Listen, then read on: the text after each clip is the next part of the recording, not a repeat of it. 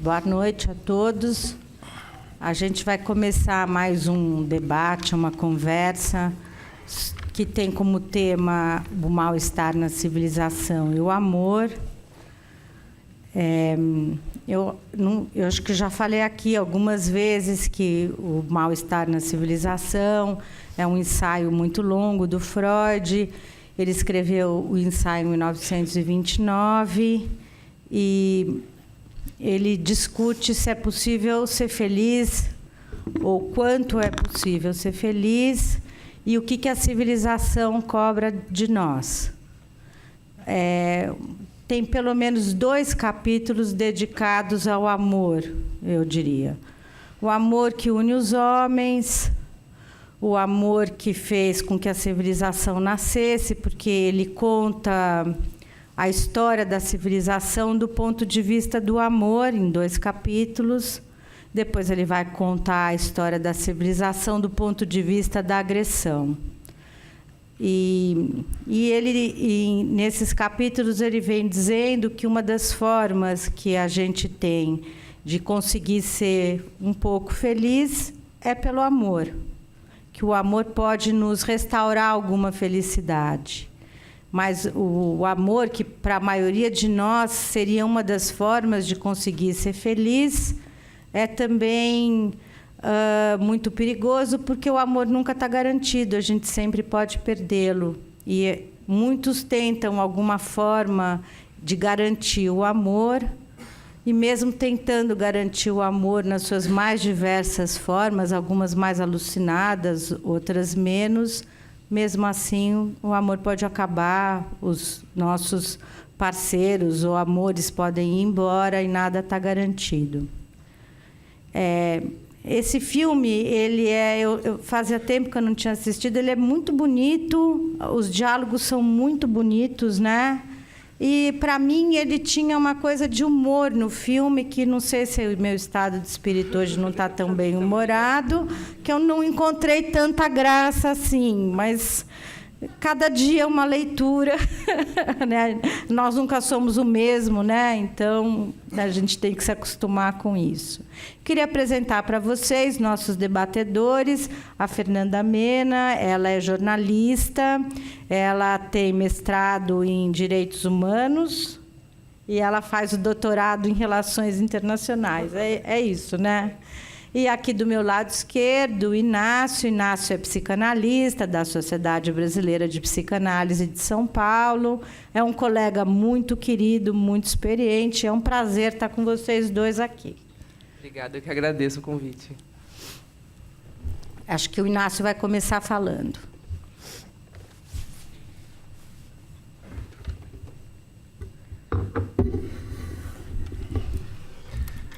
Bem, estou muito contente de estar aqui. Eu tenho uma história com a Cinemateca e essa ideia de conversar, quando eu vejo as pessoas, tentar falar o mínimo para a gente ter tempo de trocar, de conversar, né? Mas, por outro lado, o filme, né, nos coloca tantas coisas, né?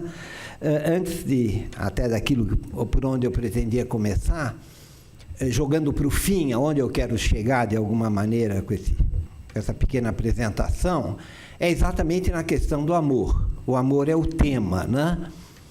Então, provavelmente eu terminarei falando disso, mas já lançando uma pergunta de início, daquelas irrespondíveis, né?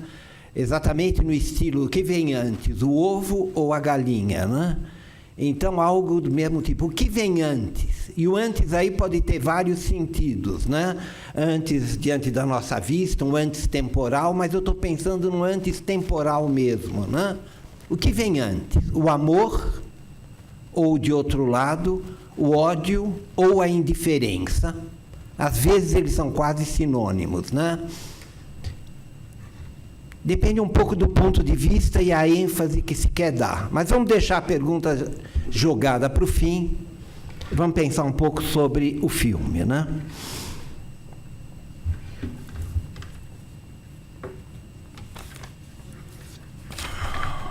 Não vou ler, fiquem tranquilos. Eu posso dizer o mesmo. Apenas algumas chamadas, né?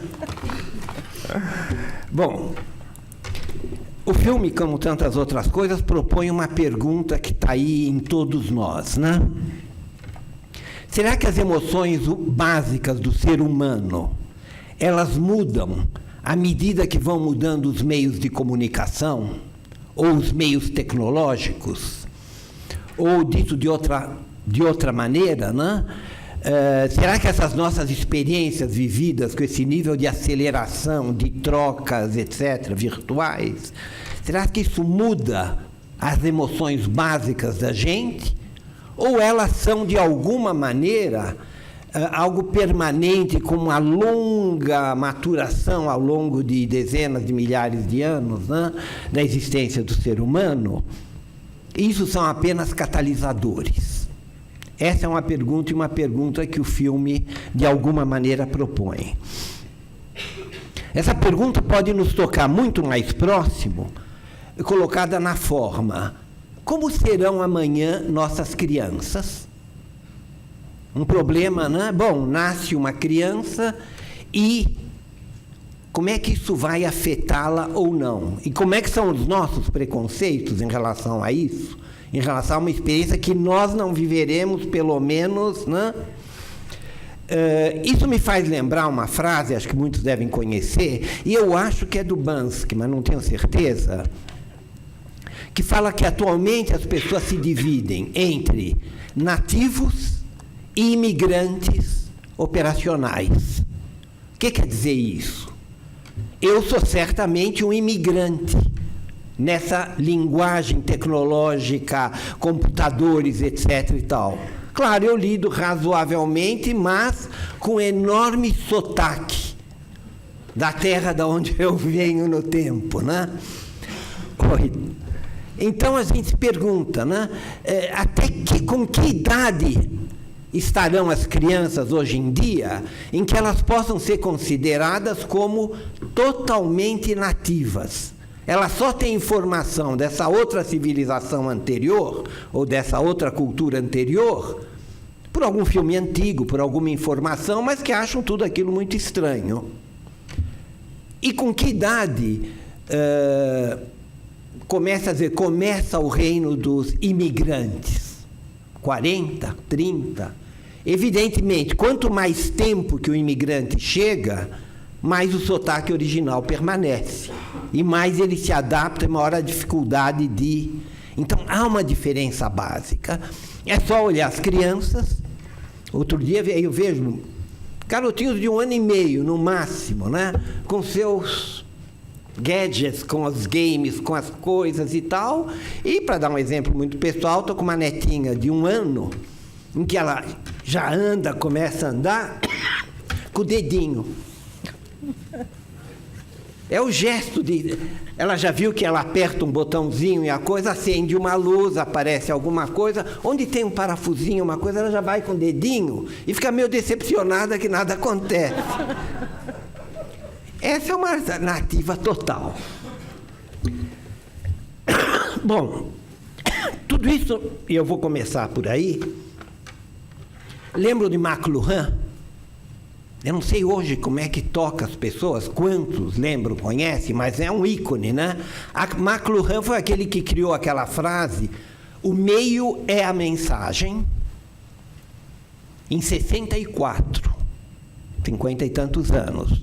O que ele queria dizer isso em 2 palavras? Começava essa aceleração maior dos meios de comunicação, e isso se tornou um ícone da publicidade. O meio é a mensagem, através do meio passa-se a mensagem que se queira, né? Bom, sabemos como é que é, né? Marketing político, marketing comercial, etc.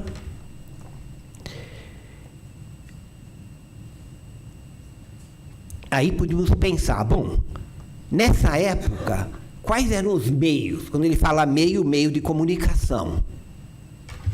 Telefone, telegrama, fax, não sei se já tinha, talvez até um pouco por aí. Cinema, rádio, televisão, fax já, né? Telex, talvez. Mas, enfim, como isso, né? E E se pensar, então, expandindo o que é meio de comunicação, nos faz lembrar que também podemos chamar de um meio de comunicação um homem correndo 42 quilômetros em maratona para comunicar o desfecho de uma batalha, ou na África ouvindo tambores no fundo, transmitindo mensagens que vai se expandindo o campo, ou sinais de fumaça, ou internet. Então, de alguma maneira, puxa, mas que diferença enorme entre essas coisas. De outra maneira, às vezes a gente pensa, bom, mas será que o meio é a mensagem, hoje em dia principalmente? Como psicanalista, a ênfase que a gente dá, e eu acho que a psicanálise, de certa maneira, se define por aí, é as emoções, as relações afetivas. A mensagem é apenas um suporte para nós, a gente está ouvindo, mas qual a mensagem afetiva que passa? Entre meu analisando, entre meu analisando e eu, ou ele e a sua vida, ele e o mundo, né? Se pensar por aí, eu acho que a gente poderia inverter a frase do McLuhan, dizendo: a mensagem afetiva é o meio. Dá para entender, né? O que passa, o que transmite, o que dá sentido àquilo que se ouve, é a mensagem afetiva que está dentro da mensagem pragmática, digamos assim, né? É um exemplo, né? Tantas vezes já repetido, né? Imaginar uma frase como eu te amo. Bom, ela pode ser dita como eu te amo. Parece estranho, né? Evidentemente, o que passa é um ódio, etc. Ou, eu te amo. Total indiferença. Muito mais difícil agora representar amorosamente, né? Mas um eu te amo, ou alguma coisa assim, né? Muda totalmente a mensagem afetiva. Bom, tudo isso como uma introdução, que o filme Ela me relembrou 3 filmes. Me veio assim que eu vi eles de 3 épocas diferentes, com meios de comunicação diferentes. Você vai me alertando o tempo aí? O primeiro é um filme de 65, curiosamente contemporâneo de McLuhan, em português traduzido como Uma Vida em Suspense, de Sidney Pollack. O nome original podia ser transmitido como Um Fio Tênue. No filme, o Sidney Poitier é o ator principal, tudo está em cima dele, e é curioso lembrar, para nós às vezes parece tão estranho, tão distante, mas 65 é um dos primeiros filmes de um ator negro que não esteja representando um filme cômico ou étnico ou qualquer coisa assim, de um ator, né? Então, ele faz o papel de um estudante de psiquiatria, ele está muito jovem, que está fazendo um estágio num desses CVVs, um serviço de prevenção de suicídio, valorização de vida pelo telefone. Ele está lá, de repente liga Inga, acho que é Anne Bancroft, uma atriz maravilhosa, avisa que tomou um pote inteiro de soníferos, se suicidou, quer dizer, tomou uma dose para morrer. E aí ele tenta ganhar tempo para tentar que a polícia localize ela, porque ela não quer ser localizada. E aí começa uma conversa. E ao longo do filme, o que para essa mulher, podemos imaginar, é uma voz desconhecida no telefone, tão virtual, de alguma maneira, como a voz do filme. Não estou igualando, claro que há diferenças, mas... E ao longo do filme, vai se criando uma relação que eu diria de amizade num primeiro nível e amorosa até num segundo nível. É difícil distinguir os 2 níveis. Eu tenho uma certa convicção que a base real de uma relação amorosa é a amizade. Pode existir amizade sem amor, mas não existe amor sem amizade. Pelo menos é um ponto que, colocando aí para a gente poder pensar. Bom, esse é o primeiro filme. O segundo, aí quase todos devem ter assistido, Central do Brasil. Aliás, antes de falar do segundo filme, quando eu falo dessa relação telefônica, lembra, na época do telefone, mães preocupadíssimas, porque a filha fica trancada, solitária, no quarto o dia inteiro falando no telefone. Isso existiu. E está falando com o mundo, está falando com as amigas, está se relacionando com gente. Claro que isso vai nos remeter depois ao filho que está trancado no quarto, no computador, né? É muito difícil a gente querer julgar o outro através de uma experiência anterior nossa, né? Experiência pode ser muito complicada nessas coisas. Central do Brasil, nem preciso comentar muito, né? A troca de cartas, a Fernanda Montenegro escrevendo cartas manuscritas na estação da Central do Brasil, né?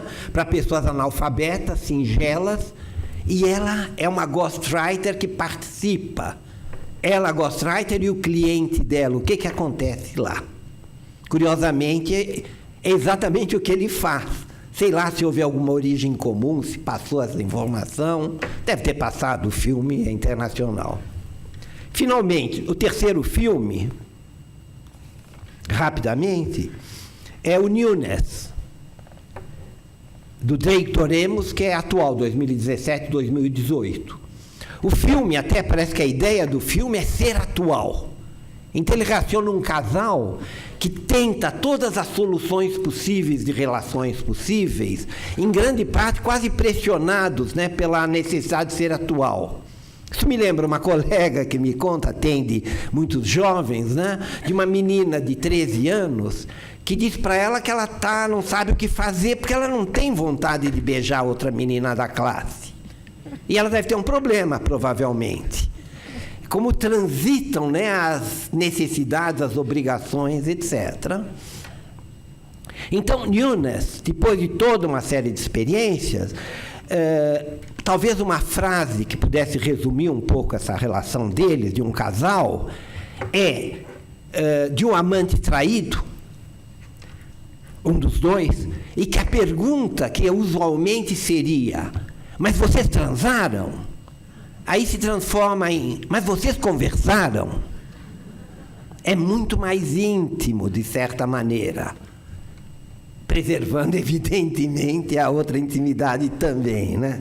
Claro. Então, para fechar essa parte, propõe uma questão o filme: quem está do outro lado da linha? É um ser humano? Aí não é um ser humano. Mas, de alguma maneira, não é uma decantação de seres humanos? E é muito interessante o momento, né, quase no final, em que ele pergunta quantos amantes ela tem, e ela responde 641. Que ela ama. Como? Que ela ama. Que ela ama. E ele fica incomodado, ciúmes e tal. Mas se a gente for pensar, não é ela as outras 641. Cada uma delas é outra mulher calcada naquele correspondente amoroso. Essa do filme, a Johansen, né, é só dele. Foi feita para ele, é a mulher ideal que o ouve, que está moldada para ouvir e atender os desejos dele. Que isso não cause uma relação amorosa seria espantoso. Que não tenha, né, alguém que ouça, se interessa, conhece, etc. Isso é diferente de uma paixão. Não que não possam conviver, mas tem um sentido de idealidade, né? E termina o filme exatamente com amizade. De repente, a amiga, aquele tipo de amiga que compreende, que faz as brincadeiras, que isso, que aquilo, de repente, não tem meios de comunicação, não tem nada, estão os dois sentados em cima de um telhado, a cidade ao fundo, né? Começando a conversar de outra maneira, né? Então, eu vou deixar, eu acho, quanto tempo já foi? Já foi seus 15 minutos. Então, Tá bom, pode... vamos deixar essa questão do amor, a pergunta que eu coloquei, No ar, vamos ver o que vem e a gente volta a falar. Acho que por enquanto tá bom. Obrigado. Obrigada, Inácio.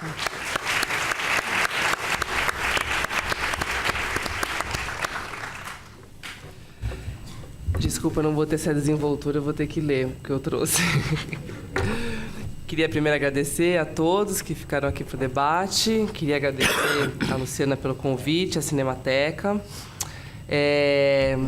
Então, eu acho que o filme ele levanta questões interessantes sobre o nosso tempo, né, e sobre para onde a gente provavelmente está caminhando. Então, a gente vive um momento em que as interações via dispositivos digitais e redes sociais têm se tornado cada vez mais intensas e frequentes, especialmente nos grandes centros urbanos, para muitas pessoas mais frequentes e intensas do que as próprias interações presenciais. E o romance entre a Samantha e o Theodore tem como principal componente, eu acho, a falta da materialidade. Né? Ao contrário da relação amorosa que se dá entre um ser humano e uma replicante, ou androide, no clássico da ficção científica do Ridley Scott, que é o Blade Runner, em ela a relação é virtual porque uma das partes simplesmente é desprovida de um corpo, né?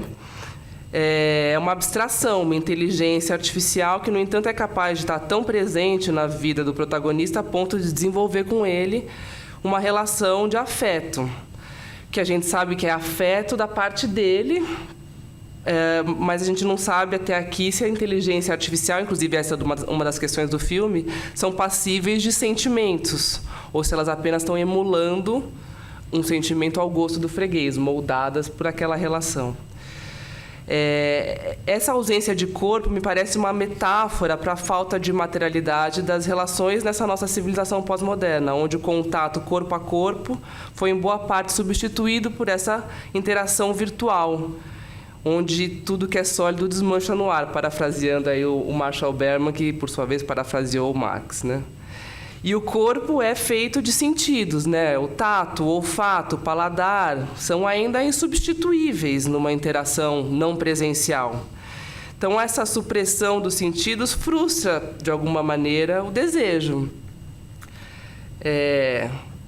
Eu não vou entrar aí no mal-estar na civilização, porque eu acho que num evento de psicanalistas, eu, como jornalista, vou me reservar o direito de esperar as perguntas virem a esse respeito, mas existe aí um diálogo, né? Então, acho que é interessante, nesse sentido, a gente olhar um pouco para o século XIX, quando as cidades modernas se desenvolveram a partir da proliferação dos meios de produção em massa, consolidando o que a gente veio a chamar de civilização burguesa. Nesse contexto, a questão da contenção dos impulsos e dos desejos se tornou cada vez mais latente, porque ela serviu não só para o aumento do convívio em sociedade, a realização do contrato social, do Estado de Direito, mas ao funcionamento da máquina capitalista naquele momento, né? Cuja produção seria potencialmente desorganizada se a gente exercesse as pulsões plenamente ali, os desejos. Então, precisava ter uma certa contenção para as coisas se organizarem e se funcionarem. Então, não me parece uma coincidência, portanto, que na literatura do século XIX seja justamente no momento que emergiu com muita força a figura da prostituta e da cortesã, que é aquela que ajudaria a liberar o desejo, explorar os sentidos, resgatar essas pulsões, né? São alguns exemplos: Dama das Camélias, do Alexandre Dumas, Lucila, do José de Alencar, Naná, do Émile Zola, e tem vários outros exemplos. Essa figura aparece com muita força na literatura do século XIX. E em ela, ao contrário, né, a tentativa de dar corpo e de liberar o desejo, de concretizá-lo de uma certa forma, é frustrada, né? Na hora que aquela menina vem tentar ser a Samantha, o cara fala: não, isso aqui tá esquisito. Então, o que a gente pode questionar um pouco aqui a partir do filme é como a perda da corporalidade faz com que o Theodore acabe se voltando para si mesmo, de certa forma, num momento que me parece ser o contrário do amor, né? Que, enquanto no lugar de um mergulho no outro, ele acaba, sem perceber, fazendo um mergulho nele mesmo. E com isso ele vai moldando. O software ele é responsivo, ele vai sendo construído a partir da interação. Então, meio sem perceber, ele vai ali moldando e ajustando a Samantha para as suas necessidades. E ela responde a esses estímulos. Então, sem a materialidade e sem grandes questões de relacionamento que não digam respeito a justamente essa falta de materialidade, é criada uma espécie de ilusão de que esse software é uma gêmea digital do protagonista. Sendo assim, ele não poderia ser máquina, mas sim uma consciência. E ela fala isso no começo, né? Ela ganha vida, até o Theodore descobrir que ela tem 641 outros usuários que são também seus amantes por quem ela está apaixonada. Então, acho que de uma maneira similar, né, nesse tempo que a gente vive, em que o outro se torna cada vez mais abstrato, porque as nossas relações são cada vez mais virtuais, a gente tende a se sentir cada vez mais confortável com esse tipo de contato, que é protegido por uma mediação higiênica das máquinas, por uma distância, e que qualquer sinal de frustração você pode bloquear o usuário, fechar a janela do computador, desligar o laptop ou o celular. Então, existe um paradoxo aí, que é uma ideia de uma comunicação muito fácil, muito rápida, sem limites, e porque esconde uma dificuldade de comunicação também, na verdade, né? E no filme é muito interessante a profissão dele como seria essa falta de comunicação levada ao extremo, né? As pessoas já não sabem direito escrever à mão, não sabem como expressar o sentimento, a comunicação fica toda mais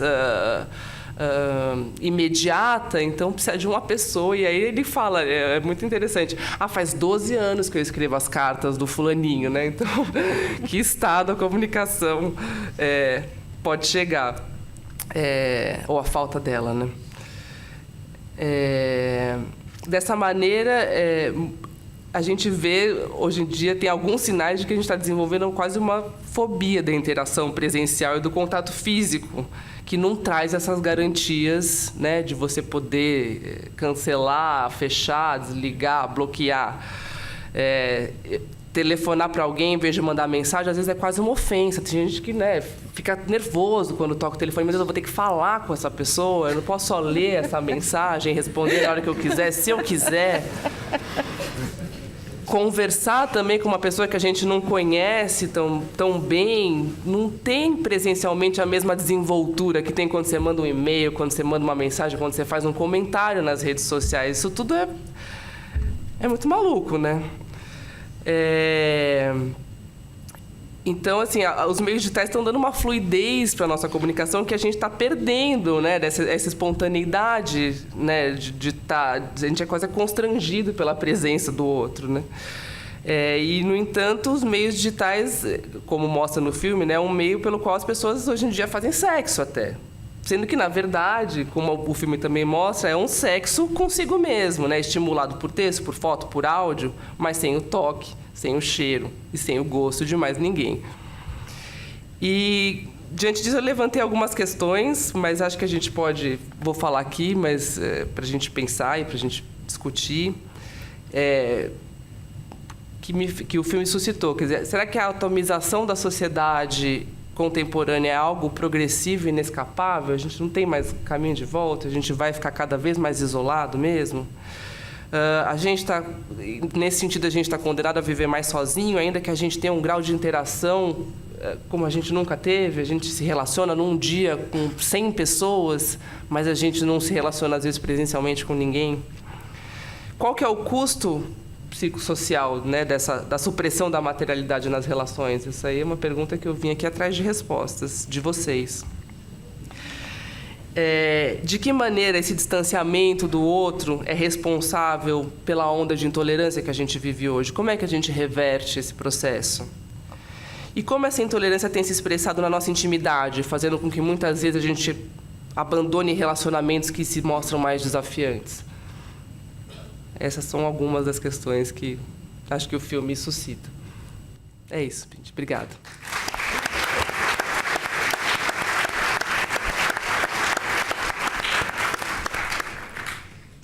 Vocês trouxeram questões muito importantes. Não sei se temos condição de responder às perguntas de vocês. Eu me lembrei de duas coisas que eu acho que eu podia acrescentar aqui à discussão. Uma é que a gente, a partir da era moderna, a gente foi substituindo. A nossa sociedade era uma sociedade baseada na experiência.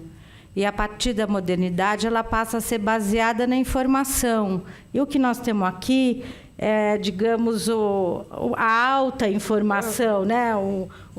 A informação superior, uma sociedade altamente baseada na informação. A nossa sociedade, ela é muito pouco baseada na experiência.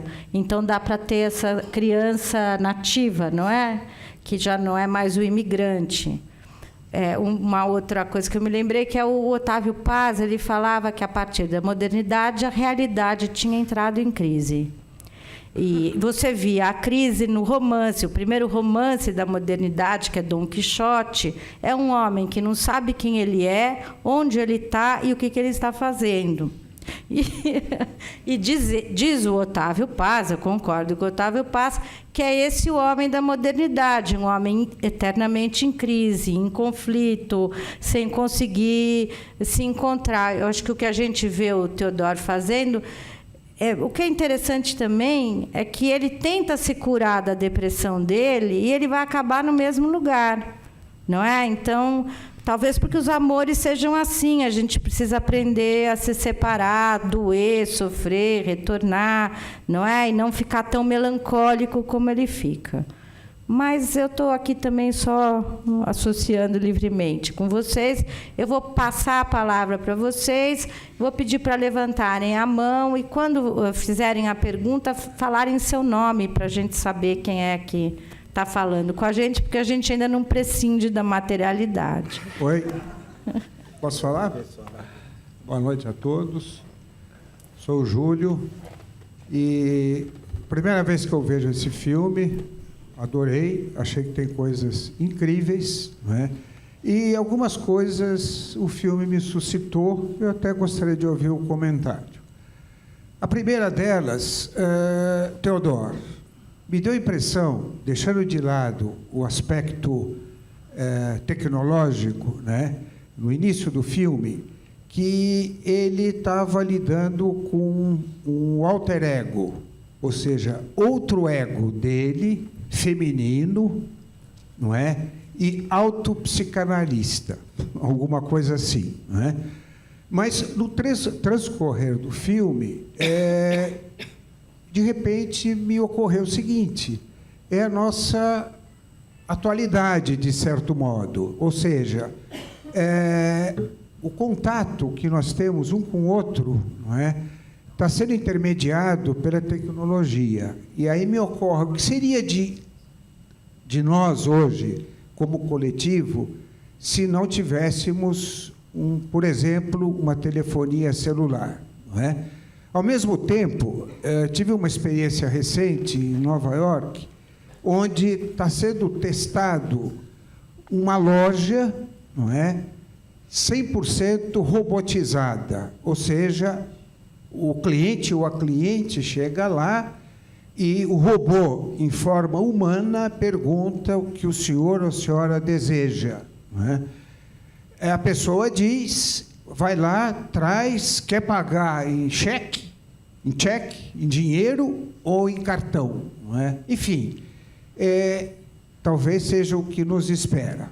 Mas só para completar, me lembro que, se não me falha a memória, anos 70, no Brasil não havia telefonia celular. Por coincidência, um amigo meu era diretor da Telesp e um belo dia chegou para mim e falou: Júlio, vem aqui, você não quer fazer um favor para mim? Nós vamos lançar o telefone celular no Brasil. Você não quer testar? Me deu um tijolo desse tamanho, não é? E andando, casa, escritório, muitas vezes andando a pé, tocava o telefone, eu atendia, as pessoas me cercavam e falavam: o cara está louco, está falando sozinho. Isso me causava muita estranheza, porque ninguém se aproximava para dizer: o que é isso? É uma nova tecnologia, alguma coisa, não é?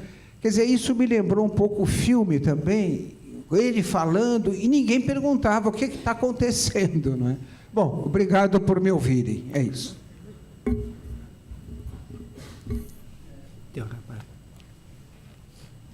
Bom, primeiro, meu nome é Jaime Reutemann. Eu Desculpa, eu não entendi. queria dizer que eu estou satisfeito de ver a Fernanda Mena aí. Estava falando para a Sandra que eu te conheço. A gente fez um trabalho conjunto numa matéria do Luiz Petri, de desmascaramento do falso vidente, que você fez uma câmera oculta importante. Legal. Eu queria só pedir para vocês refletirem sobre duas frases do filme. Uma é com relação à paixão, que a frase é a seguinte: a paixão é uma patologia socialmente aceita. E a outra é sobre o passado, que o passado é uma história que eu conto para mim mesmo. Obrigado. Daria para repetir a primeira frase? Eu não consegui ouvir bem. A primeira frase é sobre a paixão. Sim. A paixão é uma patologia socialmente aceita. Sim, sim. Vocês querem responder ou querem esperar um pouco mais? Esperar um pouco Tem uma mais. caneta aí? Pode falar. Posso? Bom, meu nome é Josiane. Também é a primeira vez que eu vi o filme. Não tinha visto, então é meu primeiro contato. Mas o que eu queria colocar é um pouquinho... Eu gostei bastante do filme, enfim. Mas eu queria abordar um pouquinho em cima da fala de vocês dois. Uma é a questão do meio, né? Em que o senhor coloca, e coloca esse meio como emoção. E eu queria falar um pouquinho de que eu acho que também nós vivemos com uma coisa que é um meio, que é a imagem em movimento, que é o cinema, e que tem a característica da verossemelhança e que a gente acaba acreditando que aquilo é uma realidade. E isso passa, inclusive, a estar dentro da casa das pessoas, na televisão, em telenovela, etc., vários desdobramentos, e isso passou a ser um personagem que tem vida e a gente convive o tempo inteiro. E isso começa a vender verdades e eu começo a acreditar que aquilo que me parece ser real é um meio, na verdade, real e não é fictício. E aí me lembra um pouco a sua fala da questão da imaterialidade. E que eu acho que, de fato, a gente já está convivendo com a imaterialidade há muito tempo. E a gente tem uma certa estranheza quando eu falo do celular ou quando eu falo sozinho. Mas eu tenho convivido com essa imaterialidade, e aqui eu estou falando de novo da questão do cinema e da televisão, há muito tempo. Né? Há muito tempo eu escutava que a televisão era babá de um montão de crianças.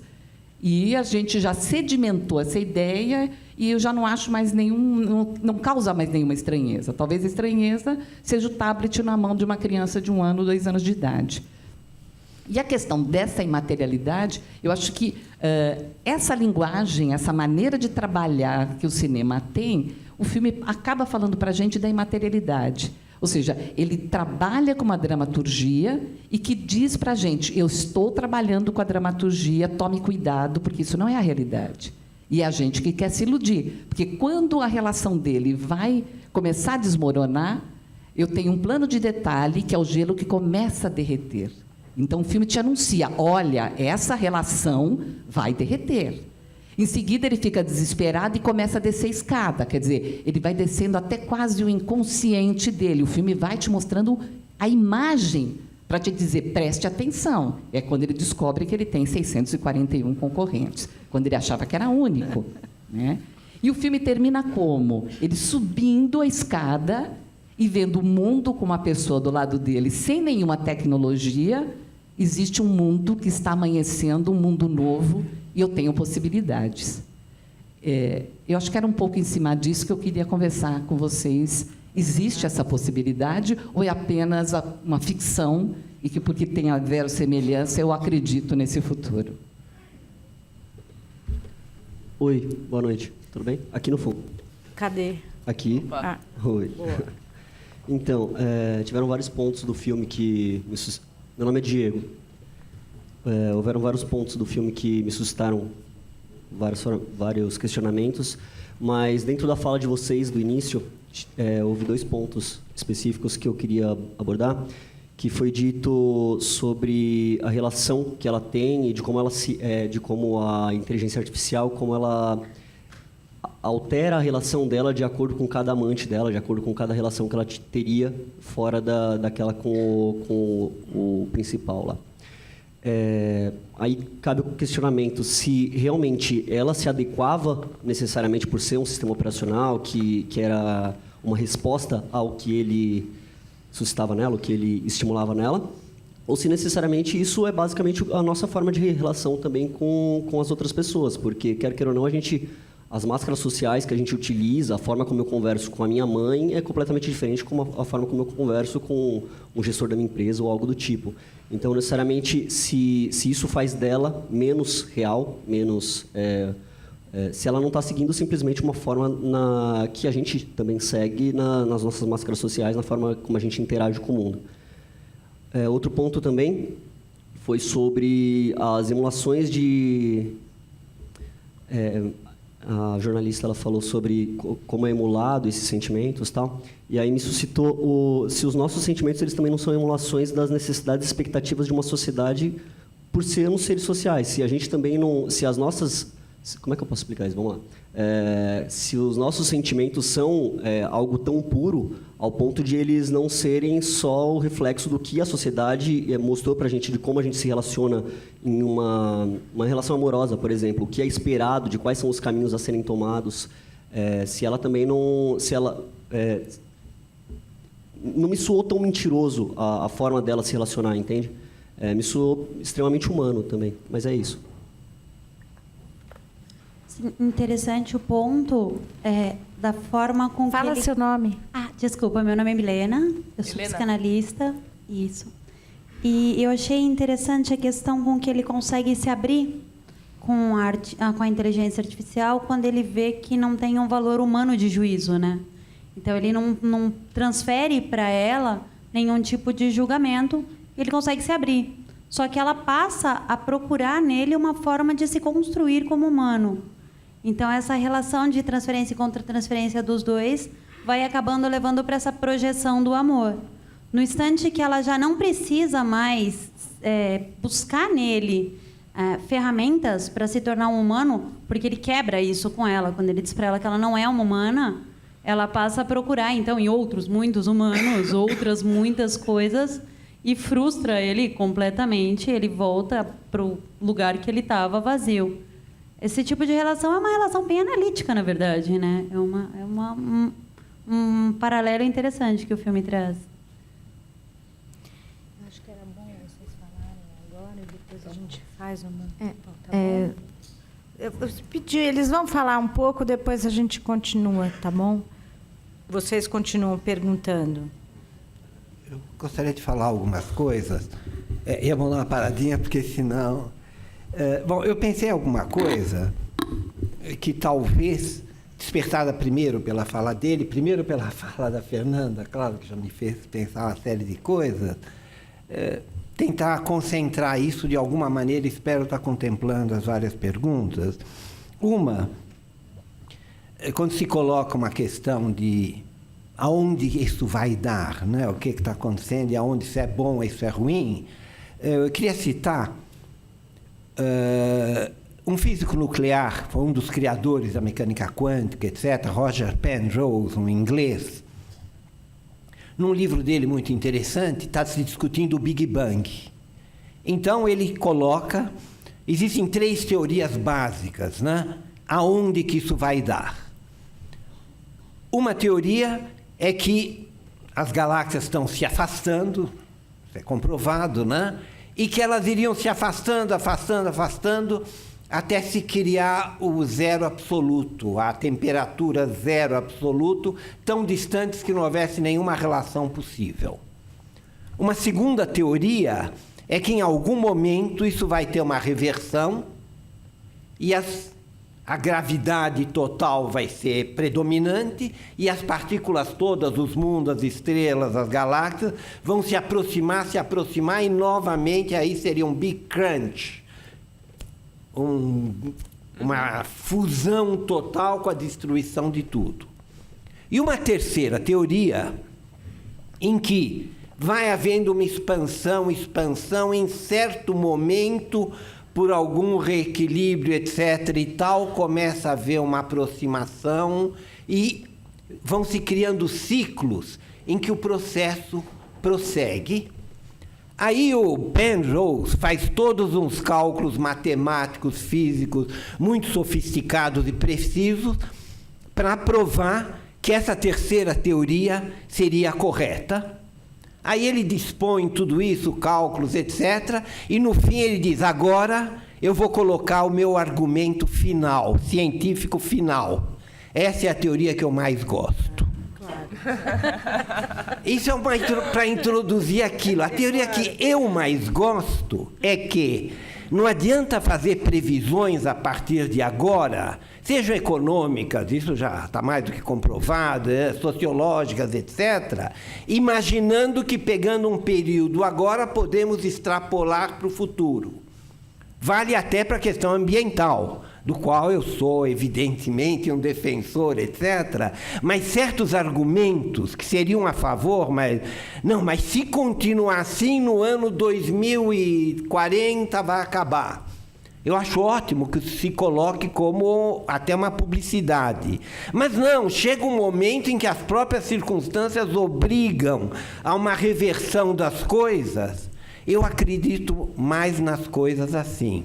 Talvez até ao longo de uma vida, né?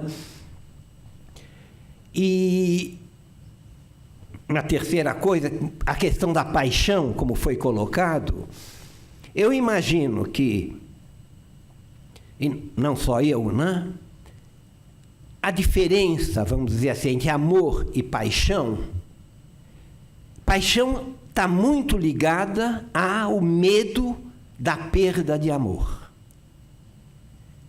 Então, é curioso, um dos textos finais de Freud, e eu gosto dos textos finais, ele não ficou louco, nem gagá, e, portanto, muito bonito, às vezes, teorizar em cima do texto dessa época, daquela, é lúdico, a gente até se diverte com isso. Mas vamos aonde ele chegou, né? Então, ele praticamente baseia a questão essencial, o medo da perda de amor.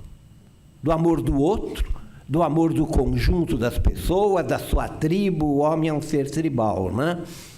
E aquele começo da paixão é uma das explicações, não pretendo que seja a única, tem a ver com o medo da perda, o medo da ainda não conquista, medo do outro não amar. Quando é que isso se transforma num amor em que há uma razoável convicção de que é um amor a dois? Isso coloca uma outra questão. Será que a gente poderia ou deveria definir com a mesma palavra um amor que é um amor mútuo ou um amor que é só de uma pessoa? Tem uma questão. Às vezes me parece que amor deveria ser reservado para esse primeiro, sem nenhuma pretensão, né? Isso não é, mas são qualidades diferentes de amor. O que toca em coisas foram faladas, no amor narcísico, né? Quando é o amor pela gente mesmo, e o que significa abrir mão desse amor de alguma maneira para uma outra coisa, né? Então, eram algumas coisas que eu queria colocar.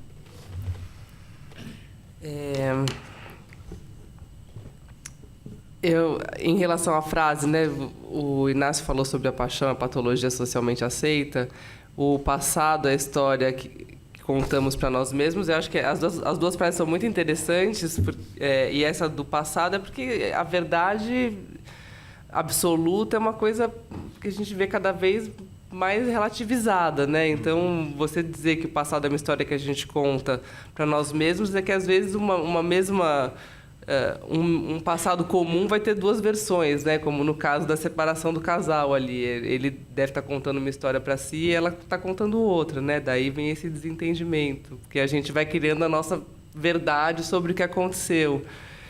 E se ela não é confrontada, vai, né, se consolida como história, e, né, a nossa história pessoal nesse sentido. Achei essas duas frases também me chamaram a atenção no filme, são muito boas. A questão da Josiane, se existem possibilidades aí para todas essas questões que você levantou, nossa, eu adoraria ter essa resposta. Mas o filme aponta como se existisse, né? Ali naquele momento, os dois sistemas operacionais vazaram e eles ficaram ali agora, né? Eles vão ter que se virar, então alguma possibilidade eles vão encontrar, né? Algum caminho vai ter que surgir ali. Em relação ao questionamento que o Diego fez sobre os sentimentos, né? Em que medida os nossos sentimentos já são, de certa maneira, moldados pela expectativa da sociedade. É difícil. Eu posso falar da minha experiência pessoal, por exemplo, como mãe, né? Quando nasce uma criança, nasceu minha primeira filha, eu fiquei, meu Deus, mas eu já amo essa pessoa, né? Ali no dia da maternidade, é uma coisa que vai sendo construída, né? Então, a expectativa, às vezes, é de que, nossa, nasceu já, o amor tá lá bombando. Não é bem assim, né? É uma coisa que vai surgindo. E, no entanto, existe uma expectativa da sociedade, talvez, né, fantasiosa, de que seja uma coisa automática, e a gente descobre que não. Então, não sei se todo mundo está correto, se os sentimentos de todo mundo estão ligados a essa expectativa. Eu acho que o sofrido é a gente descobrir que não é assim como se espera que seja, né? Que as coisas são de fato diferentes e a gente precisa lidar com elas. Eu acho que é isso que eu tinha para complementar a sua fala. Queria falar uma coisa em relação à pergunta dele. Acho que para quase todo mundo é um pouco claro, tem uma espécie de matriz, como no filme Matrix, não é? Mas mesmo tendo isso, que tende a nos moldar, tem sempre um certo desacordo entre nós e o mundo. E se não houver esse desacordo, nós estamos mais loucos ainda do que a gente imagina. Então, por mais que tudo seja para plastificar, mesmo assim a gente ainda tem que conviver com esse desacordo. Esse conflito entre nós e a civilização, o Freud aponta também no mal-estar na civilização. Não é tão fácil, não é tão claro, por mais que se tente domar o homem, tem alguma coisa que é selvagem e que escapa. Eu agora vou voltar aqui para vocês, continuem fazendo as perguntas. Oi, meu nome é Maria Luísa. Levanta. Já te achei.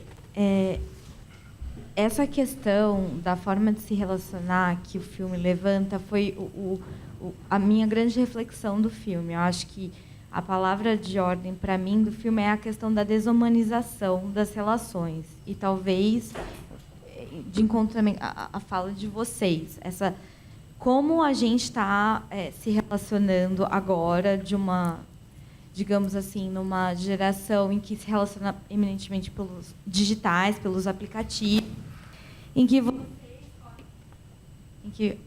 você escolhe todo o perfil daquela pessoa e fica uma relação desumanizada em que você simplesmente descarta se aquilo não é legal. Falou uma coisa no encontro que eu não gostei, vamos para o próximo encontro.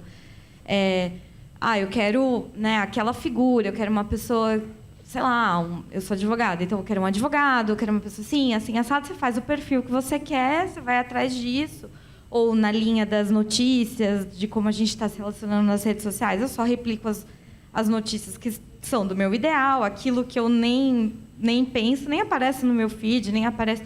Então, assim, é uma forma de você se relacionar em que você está indo atrás de um espelho, daquilo que você quer, daquilo que você alimenta, daquilo que você gosta. Você descarta tudo aquilo que você acha ruim, relevante, numa ilusão de que aquilo vai te fazer mais feliz.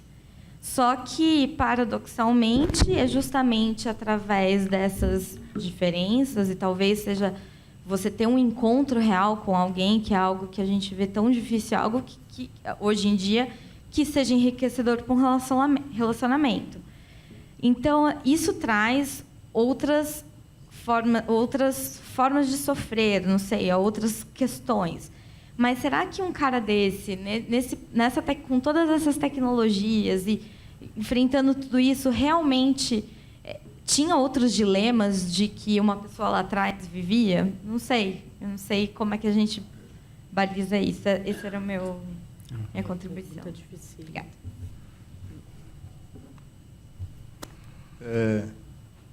Ficando de pé fica mais fácil, talvez, identificar quem está falando. Meu nome é Hélio, eu sou engenheiro. Parabenizo essa iniciativa, eu acho fantástico a gente poder ver uma obra curiosa como essa e poder abrir esse diálogo e essa discussão. O que a gente percebe aqui é que todo mundo tem muitas perguntas, muitas dúvidas. Talvez seja isso que nos mova, né? O que move a humanidade, na verdade, são as dúvidas e as questões que a gente se impõe. E a peça coloca muito bem isso. Mas eu talvez tenha visto, não sei, uma dica, porque quem faz uma obra, em geral, ele tem uma teoria, né? Ele tem algo que ele quer apresentar. Não seria, talvez, a teoria, né, de quem fez essa obra, a questão da construção do amante ideal é uma construção dele mesmo, né? Aquilo está sendo construído à medida que ele se conhece e o software vai conhecendo com quem ele está tratando. E acho que a dica vem do nome do personagem, né? Ele é Theodor, né? Theo é Deus, ele que está criando o alter ego, né? Como o colega lá disse, talvez. Essa é a dica que talvez eu tenha percebido no filme. É isso.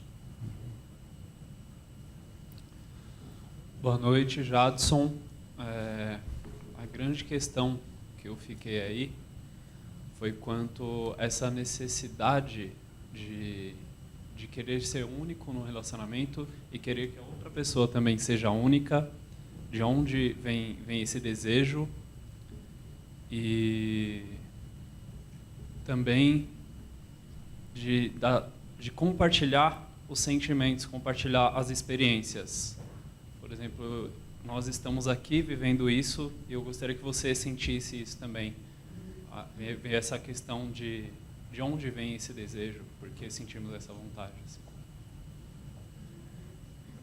Boa noite. Meu nome é João. Cadê o João? Aqui. Cadê o João? No fundo. Nossa, achei, praticamente. achei. Não dá Olá. pra te ver. Então, eu acho que vocês falaram muito sobre essa questão do afeto, né? E até sobre o afeto ser a mensagem, de repente. E o filme, ele coloca o afeto como uma coisa, e eu também entendo assim, como uma coisa que é igual para todo ser humano.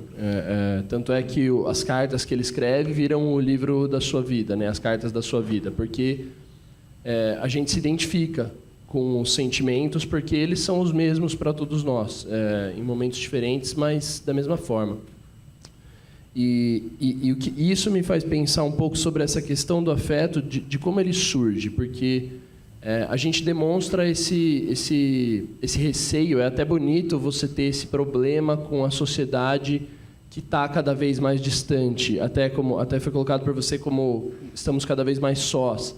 Mas o que constrói o afeto é de fato o sentido, é de fato o toque, a presença. No filme fica claro que para ele não, né? Ele constrói o afeto através da compreensão, da identificação que ele tem com outro ser humano, na linha do que foi dito também de o ser humano ser um ser que não se entende e que não sabe onde está. Quando ele encontra no outro esse mesmo sentimento, é quando ele se identifica e gera afeto. A gente talvez não seja capaz de entender esse afeto sendo gerado apenas de uma maneira distante, mas talvez os nativos, como o senhor colocou, enxerguem isso de uma maneira muito mais fácil. Então, o meu grande ponto a minha grande dúvida e que eu levanto para discutir é o que gera o afeto de fato e por que a gente tem esse receio de que ele deixe de surgir da maneira como ele é. O que faz com que a gente tema que, em algum momento, o ser humano seja incapaz de criar uma conexão tão intensa quanto as que nós somos capazes? Por que a gente tem tanta dificuldade de acreditar que isso pode mudar, se a gente sabe que, ao longo do tempo, isso já mudou? Hoje, a gente é capaz de construir afeto de uma maneira muito diferente do que era antes. Eu tenho amigos e amigas que não conseguem se relacionar com uma pessoa se não conversar com ela todo dia pelo celular, coisa que era impossível até pouco tempo. Então, de onde vem essa nossa incapacidade de acreditar nessa mudança e de onde vem esse afeto? Boa noite, estou aqui. Eu sou Ulisses, eu sou estudante. Eu estava lá ontem. Estava na palestra de ontem, no debate de ontem. Ulisses, frequentador de debates, aí, Ulisses. E eu também assisti esse filme pela primeira vez e a minha impressão, por tudo que está sendo falado aqui, é de que eu estou vendo esse filme muito errado. Porque a questão que se levantou para mim, assim, primeira coisa que me surge na cabeça não é de que a construção dessa amante, da construção da Samantha, é uma construção não dele, não é ele construindo a si mesmo, mas é uma coisa que a professora Marilena Chauí chama de ideologia. que é como a gente gostaria que os outros nos vissem. Então, a minha impressão foi de que a construção dessa personagem, da Samantha, é uma construção dele, mas não do que ele é, do que ele gostaria de ser. E me levantou uma outra coisa que eu fiquei lembrando daquelas pessoas que são criadas com animais e adquirem seus hábitos assim. São as crianças selvagens, é isso? Talvez. Não que sei são muito. tipo um Tarzan. Tipo um Tarzan, um Tá. Mowgli. Mowgli. Tá. Uma coisa assim. Porque... E aí levanta a questão de novo. O que é humano? O que faz ser humano? É esse corpo meio esquisito que a gente tem? Ou é o que está dentro da gente? O que a gente é?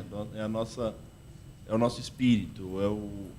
Porque aí fala, uma hora no filme fala ali, mas o que você está sentindo não é real. Para você sentir alguma coisa que seja real, essa coisa precisa ser sentida pelos dois? Ou uma coisa que eu sinta sozinho não é menos real do que uma coisa que é sentida por mim e por outra pessoa? Foi meio que por aí que eu vi o filme e eu queria saber a opinião de vocês. E depois, porque é muita coisa, né? Eu falei que é nosso público. Era muito bom. Aqui, ó. Alô? Oi, meu nome é Lui, eu sou ambulante. Eu não sei, eu vou tentar explicar da melhor maneira o que eu gostaria de perguntar. Qual seria meio que essa fronteira de algo real para algo que não é real? Tipo, por exemplo, a Samantha, no caso, ela não é um ser humano, porém ela se comporta com ele como um ser humano, ela passa para ele todas essas emoções humanas e ele fica todo apaixonado, e etc, e tudo mais do filme. E, sei lá, qual que seria a grande diferença entre isso e um ser humano de verdade? Por exemplo, você falou lá do Centro de Valorização à Vida, né, de gente treinada que vai lá para cuidar dessas pessoas que estão passando por umas situações extremas naquele momento e precisam conversar com alguém para não tomar alguma medida drástica e encerrar com a tua vida. Mas aquelas pessoas, assim, tipo, muitas delas podem tentar guiar a pessoa para que ela não tome uma situação, para que ela não tome uma atitude extrema, mas esse acaba sendo o trabalho voluntário dela, é algo dela de todo dia. Tipo, por exemplo, às vezes eu fico parando para pensar como que alguém que pode trabalhar num centro de valorização à vida não acaba ficando muito indiferente ao suicídio. Porque é algo que ela está lá presenciando todo dia. Tipo, ela realmente... Será que depois de um tempo ela para de se importar e fica algo meio mecânico? E se ela realmente para de se importar com aquelas pessoas, virar algo mecânico, realmente faz diferença para essas pessoas? Tipo, quando você para para pensar, tipo, as emoções de Samantha não eram reais. Ok, ela é um robô que emula tudo aquilo, mas, sei lá, isso faz alguma diferença concreta? Tipo, qual que é essa fronteira do real e do que não é real para alguém, no caso? Enfim, espero que eu tenha colocado de uma maneira boa. Colocou assim, o Eduardo, né? Isso, olá. Depois eu vou passar a palavra para eles, porque a gente tem que terminar às 10h30. Tem mais 2, mas então sejam super breves, por favor. Bom, Eduardo. Saindo um pouco da existência real ou não da Samantha, eu peguei aqui um comentário feito anteriormente do alter ego autoanalista, que basicamente repetiu uma estrutura que se vê sempre, né? Você vê no outro alguém idealizado quando você não conhece, e você conhece uma pequena parte. Você constrói o todo dessa pessoa, idealizando, né, conforme que você tem como modelo, e pouco a pouco você vai descobrindo quem é o outro. Isso, às vezes, gera um problema, que foi o que aconteceu com o personagem, não é, no relacionamento real que ele tem. E aí o processo terapêutico colocou para ele a possibilidade de reconstruir alguém idealizado e simultaneamente com essa construção de alguém idealizado, ele foi se entendendo e foi entendendo o outro. O fecho desse processo terapêutico, que é quando os sistemas operacionais falam, ok, acabamos o nosso negócio, estamos indo embora, e o resultado disso é que ele escreve a carta para a esposa dele falando, reconheço agora sua individualidade, não é, do jeito que você é e não do jeito que eu tinha idealizado. Então eu queria saber um pouco dessa versão psicanalítica dessa abordagem aí, o que é esse enxergar o outro como um indivíduo separado ou enxergar o outro como uma projeção do seu próprio idealismo.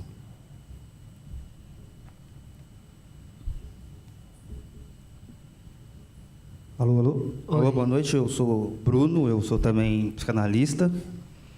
E uma coisa que eu notei bastante no filme é que, saindo a ideia do narcisismo, da própria imagem refletida na parceira virtual, o que eu acho que ele realmente buscava ali era uma relação ideal, mas uma relação onde não fosse tão real. Porque ele termina um relacionamento porque, né, a ex-esposa dele termina um relacionamento porque ele não conseguia lidar com as emoções. Então, aquele robô, né, aquela inteligência virtual, ela faz tudo o que ele quer. Ele vai ensinando de uma forma até inconsciente, sem perceber, e vai fazendo com que ela não ameace a realidade que ele está tentando construir ali, que foi que a ex-namorada, né, a ex-esposa, ameaçou e destruiu quando aconteceu o divórcio. Eu só vou pedir para ser breve por causa do tempo. Sim, desculpa. Não, tudo bem. E uma outra coisa que, indo um pouco antes de Freud, né, teve um cara que escreveu uma grande frase que resume uma grande ideia, que é Deus está morto. Então, assim, antigamente, antes de Lutero, todo mundo sabia mais ou menos o que era Deus, porque ninguém lia a Bíblia.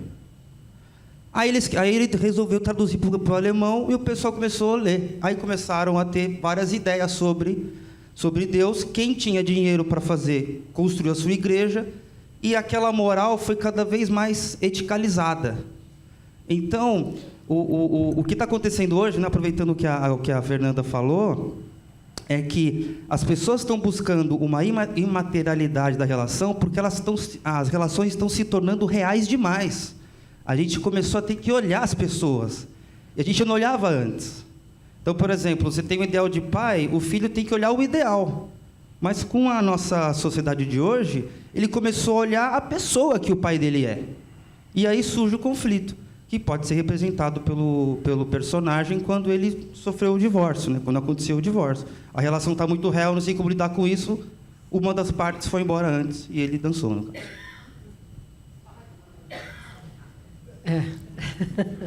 A Cinemateca expulsa a gente daqui, então... Sim.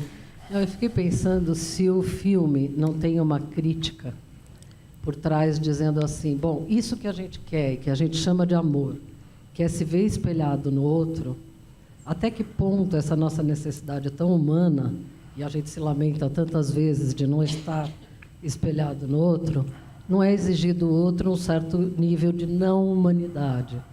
O outro nunca poderia fazer isso. Caso fizesse, nós nos apaixonaríamos. Mas seria inviável ainda assim. Roseli. Quer falar? Vou falar mais ou menos aqui, porque são muitas questões, senão não vai dar tempo. Achei interessante que a Maria Luísa colocou sobre a desumanização das relações. Eu sou pré-aplicativos de relacionamento, então eu não sei muito como é que funciona isso, mas eu me questiono, será que esses encontros pelos meios virtuais são encontros menos reais do que os que acontecem naturalmente? Seriam antinaturais? Eu acho que tem gente que deve achar maravilhoso. Nossa, eu boto ali tudo que eu quero e aparece alguém lá. E, enfim, já elimino um monte de gente que vou perder meu tempo, ou sei lá o quê. Não sei. Eu eu fiquei pensando e pegando o gancho no que o Hélio falou, que já foi embora até, que é essa construção do amante ideal. Isso aí são artifícios que criam pelo menos essa ilusão. Aí eu não sei, porque não tem essa prática, essa experiência de se funciona ou não. Vejo que para muita gente funciona, para muitas outras é uma frustração atrás da outra. Você ficar nessa busca que você acha que você está ali preenchendo os requisitos, e se você vai achar a pessoa super bacana para você, e na verdade vem um monte de tranqueira. Às vezes vem bacana também. Vem, mas às vezes não. Então tem de tudo. Eu não tenho essa experiência, mas eu vejo pelas pessoas próximas de mim que usam que tem resultados positivos e outros nem tanto. O que o Jadson colocou dessa necessidade, de onde vem essa necessidade de querer ser único, né? Acho que isso é uma pergunta que o Inácio vai poder responder, mas eu também fico acreditando que o que a Samantha estava dizendo é que ela tinha 641 amantes, entre aspas, mas que ela era única com ele, porque cada encontro é um encontro único. Então, o jeito que uma pessoa é com um, ela não é a mesma pessoa com o outro. Então, eu lia um pouco essa fala dela como esse recado, que é difícil da gente aceitar também. Eu acho que eu vou deixar as outras questões para você, né, para a gente dividir um pouco, senão não vai dar tempo. Bom, são tantas coisas, né? Eu vou procurar pegar alguns pontos só. Aí, me permitindo falar como psicanalista, né? Uma das coisas principais que a gente tem que fazer é descer alguma coisa, né? Então, tomar cuidado. Mas aí, por um lado, me veio assim uma satisfação com aquilo que eu faço e que eu gosto, né? Essa possibilidade de ouvir outras pessoas dos mais variados, com as mais variadas inserções tecnológicas, etc. e tal, mas de repente sentir as emoções humanas, evidentemente não iguais, mas elas funcionando dentro de cada um, dentro daquele sentido básico que eu falei. Então, de poderem se abrir. Então, quando você falou, por exemplo, nos Tinder e outros aplicativos, né? De repente, essa possibilidade de viver a emoção que as pessoas estão vivendo ao se relacionar com o Tinder, nas duas direções, pessoas que encontram e pessoas que não encontram. Então, por que eu trago isso? Primeiro, porque é aquilo que eu faço, né? Junto com as outras pessoas.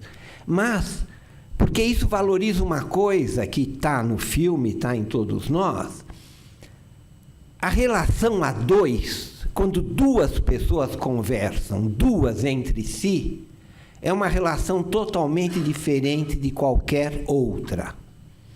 Tem um psicanalista muito interessante, Pontalis, que já faleceu, que ele dizia, num artigo ótimo, ele dizia: não ponham mais os pés num congresso de psicanálise. Eu levei o assunto, né, o conselho, né, a rigor, a não ser situações impossíveis de escapar para falar e tal. Ele diz: impossível 1000 pessoas, 100 pessoas, 50 pessoas, é outra coisa. Mas como que essa base de relação humana se dá quando duas pessoas conversam? Então é muito comum eu, às vezes, conversando com um dos analisandos, que tem 3 filhos. E às vezes, de repente, eu pergunto: mas você já parou? Filhos, às vezes, pequenos, né? Em vez de dizer, eu falei: como é que você sai? Sai todo mundo junto. Mas você já deu oportunidade para sair com um filho de cada vez? E esse filho poder sentir como é que é conversar só com você, digamos, seja um homem, ou só com a mãe, ou vice-versa, e não num conjunto em que se dissolvem essas coisas, né? Então, estou apenas lançando uma ideia em cima disso, da gente lembrar que dentro das relações todas, mas quando é que a gente pode conversar com uma pessoa, e aí a conversa é outra, pode ser um colega de trabalho, pode ser o que for, ou conversar com o próprio companheiro ou companheira. No momento que isso começa a acabar ou dissolver, não adianta querer se enganar. Voltando àquela coisa, né? Pode até não transar, o que é muito triste e não desejável, mas não conversar, acabou. Tem duas coisinhas só, se você me permitir, Luciana, que Claro. o João lá atrás falou, né, da construção do afeto. Que o que eu disse aqui não é que ele necessita do toque, mas eu acho que o desejo é muito difícil dele se concretizar sem isso, né? O afeto, eu acho que ele pode prescindir do contato físico, né? Mas o desejo, acho que não tem como, não sei. Sim, eu não estou excluindo, eu apenas estou acrescentando que sem as duas partes não há solução. Claro, o tesão, como já dizia outra, sem ele não há solução, e num sentido muito maior, muito mais amplo, né? Mas como é que as duas coisas se relacionam? Como é que é essa relação de dois? Eu vou falar umas duas palavrinhas e depois a gente tem que terminar, infelizmente. A primeira coisa, assim, que é possível sexo só na fantasia e que, na maior parte das vezes, a relação que o sujeito tem com a pornografia é uma forma de se masturbar em que o outro dá um apoio, digamos assim. A voz da Samantha também dá esse apoio. Mas eu queria retomar uma questão que eu acho que perpassou por alguns de vocês, que é a questão do narcisismo primário. O Freud, ele começa um ensaio, O Mal-Estar na Civilização, a partir de uma troca de cartas que ele tem com o Romain Rolland, que é um escritor francês, e o Romain Rolland falava assim, mas você nunca sentiu uma coisa que você faz parte do todo e o todo faz parte de você? E o Freud denomina isso de sentimento oceânico. Você já sentiu alguma vez que você faz parte do todo, o todo faz parte de você, e não há nenhuma diferença entre você e o mundo, e a vida tem sentido e um propósito? E o Freud fala, não, eu não senti, nunca senti isso. Mas ele vai dizer que esse sentimento está ligado ao sentimento inicial do homem, que é muito difícil se separar da mãe e nascer e se perceber separado no mundo, e que isso demora muito tempo para acontecer, quando acontece cá entre nós, não é? E que a paixão tem esse paradoxo, porque você está apaixonado pelo outro, você morre pelo outro, mas, em geral, o outro é muito mais você do que o outro. É um paradoxo complexo, né, na verdade. Então, você estava perguntando o que é sou eu, o que é você, o que é o outro. Assim, a gente cria o outro, muitas vezes, e vai tolerando que o outro vá aparecendo. Alguns toleram mais essa frustração e começam a ter prazer e se divertir com o outro, e para outros é intolerável que o outro apareça e não seja aquilo que eu idealizei. Agora, dizia um outro analista, o Winnicott, que a criança tem a necessidade de criar a mãe, e ela cria a mãe do jeito que ela precisa, porque senão ela não vai aguentar viver. Porque a vida é puro desamparo. Então, a gente vai criando formas de se suportar e de aguentar. O amor é uma delas, mas, infelizmente, também termina, né? E, infelizmente, nós estamos terminando aqui também. Muito obrigada.